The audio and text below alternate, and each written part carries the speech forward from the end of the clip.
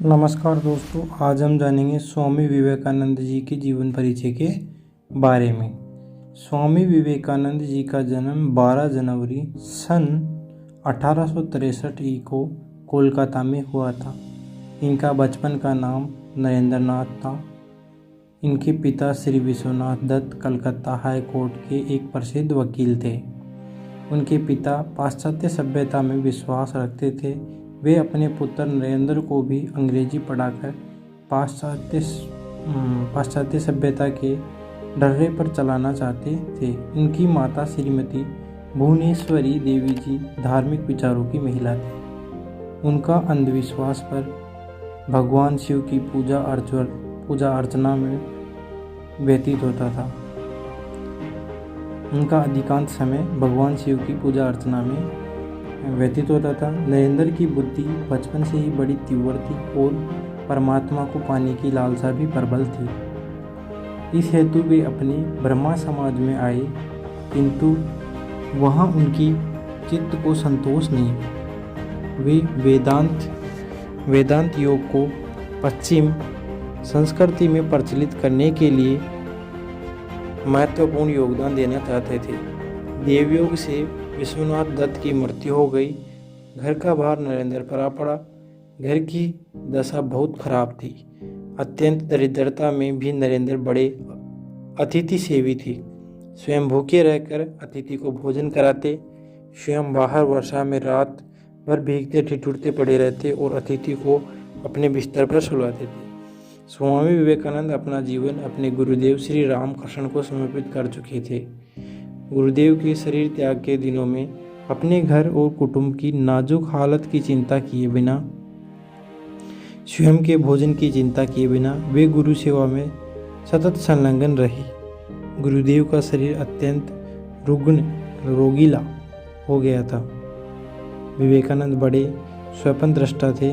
उन्होंने एक नए समाज की कल्पना की थी, ऐसा समाज जिसमें धर्म या जाति के आधार पर मनुष्य में कोई भेद नहीं रहे। उन्होंने वेदांत के सिद्धांतों को भी इसी रूप में रखा। अध्यात्मवाद बनाम भौतिकवाद के विवाद में पड़े बिना भी यह कहा जा सकता है कि समता के सिद्धांत को भी आधार विवेकानंद ने ही दिया।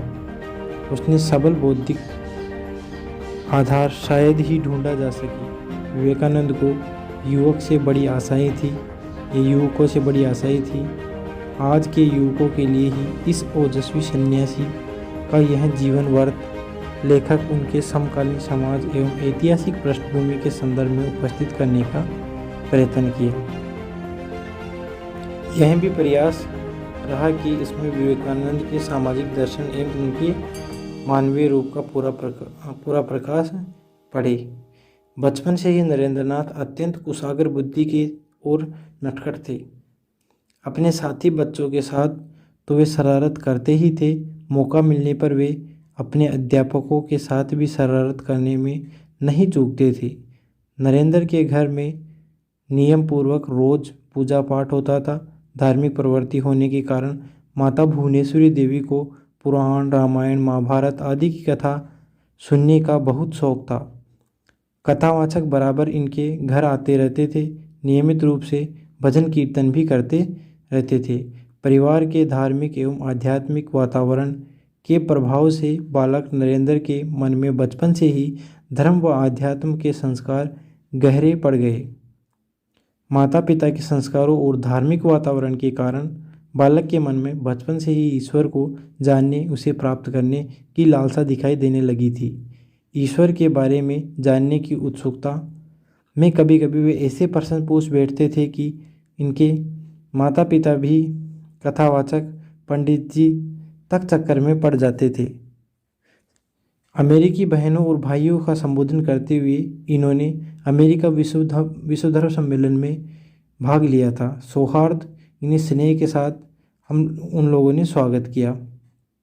उसके प्रति आभार प्रकट करने के नियमित खड़े होते समय मेरा हृदय अवर्णनीय हर्ष से पूर्ण हो रहा था। संसार में सन्यासियों की सबसे प्राचीन परंपरा की ओर से मैं आपको धन्यवाद देता हूँ। ये शब्द नरेंद्रनाथ के थे। धर्मों की माता की ओर से धन्यवाद देता हूँ और सभी संप्रदायों और मतों को कोटि कोटि हिंदुओं की ओर से भी धन्यवाद देता हूँ। मैं इस मंच पर से बोलने वाले उन कतिपय वक्ताओं के प्रति भी धन्यवाद ज्ञापित करता हूँ। उन्होंने प्राची के प्रतिनिधियों का उल्लेख करते हुए समय आपको यह बतलाया कि सुदूर देशों के ये लोग सहिष्णुता का भाव विविध देशों में प्रचलित करने के गौरव का दावा कर सकते हैं। मैं एक ऐसे धर्म का अनुयायी होने में गर्व का अनुभव करता हूँ जिसने संसार में सहिष्णुता तथा सार्वभौम स्वीकृति दोनों की ही शिक्षा दी है। हम लोग सब धर्मों के प्रति केवल सहिष्णुता में ही विश्वास नहीं करते वरन समस्त धर्मों को सच्चा मानकर स्वीकार करते हैं। मुझे ऐसे देश का व्यक्ति होने का अभिमान है जिसने इस पृथ्वी के समस्त धर्मों और देशों के उत्पीड़ितों और शरणार्थियों को आश्रय दिया। मुझे आपको यह बतलाते हुए गर्व होता है कि हमने अपने वश में यहूदियों के विशुद्धतम अविशिष्ट को स्थान दिया था, जिन्होंने दक्षिण भारत पर आकर उसी वर्ष शरण ली थी जिस वर्ष उनका पवित्र मंदिर रोमन जाति के अत्याचार से धूल में मिल गया था।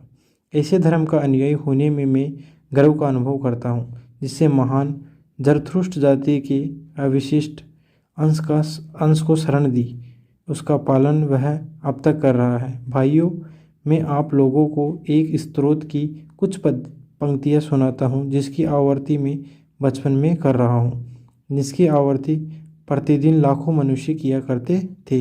इस प्रकार के शब्द स्वामी विवेकानंद ने शिकागो विश्व धर्म सम्मेलन में संबोधित किए। उनका सबसे प्रमुख शब्द था मेरे अमेरिकी भाइयों और बहनों। तो इस प्रकार से स्वामी विवेकानंद ने सारे संसार में अपना भव्य तेज और ज्ञान का प्रकाश डाला और समाज को नई राह प्रदान की। तो ये स्वामी विवेकानंद थे। दोस्तों, आपको समझ में आया होगा ये मैं मानता हूँ। नमस्कार, जय हिंद।